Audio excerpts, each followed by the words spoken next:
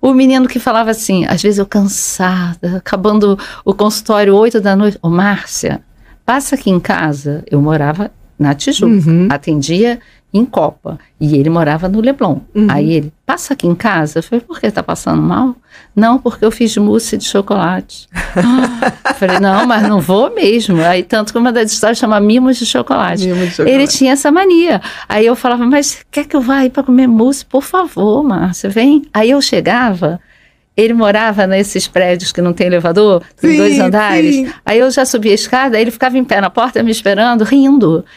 Não tem como eu não rir quando eu lembro disso, porque ele morreu, olha, eu conheci em dezembro de 87, ele morreu, dezembro de 86, ele morreu em agosto de 87. Uma pessoa, assim, queridíssima. Ele era mais velho do que eu, e ele conhecia muitos lugares do mundo, eu nunca tinha viajado. E ele falava desses lugares? Ele me contava os lugares, parecia que eu estava vendo. E aí, quando eu subia a escada, ele ficava em pé assim na porta rindo. E ele sempre fazia isso. Eu fiz bolo de chocolate, passa aqui. Não vou aí, você está passando mal. Então, eu já estava lá. E ele fazia isso direto. E ele viveu muito pouco tempo. E teve uma situação que ele teve tuberculose.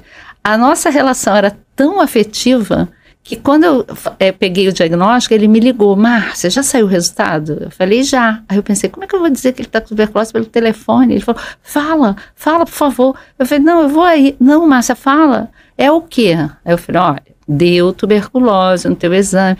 Eu já sabia, você já tinha mais ou menos me preparado. Então, assim, aquela tuberculose ele curou, mas depois ele teve pneumonia, não sei o que, morreu. Exatamente. Ele viveu esse tempo que eu acabei de falar, de dezembro... Tempo. Numa época que era comum. Pensa nesse tempo tão curto, o quanto a gente e o quanto ele tá teve, vivo. O quanto a gente teve de afeto, de carinho, de troca. E a mousse de chocolate era boa?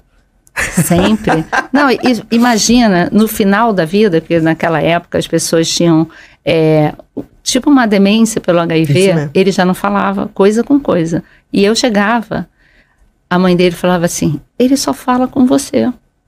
Ele falava comigo coerentemente, era muito estranho, porque eu perguntava, ele respondia. É como se ele organizasse. É estranho. Não é não. Isso acontece muito em processo demencial, de estar o dia inteiro assim. De repente, alguma coisa acontece, ou alguma pessoa, geralmente é uma pessoa que traz isso, a pessoa se organiza, assim, em frações de segundo e consegue responder o que você estava falando. Tá vendo? E de repente desconecta. Canal Motivamente.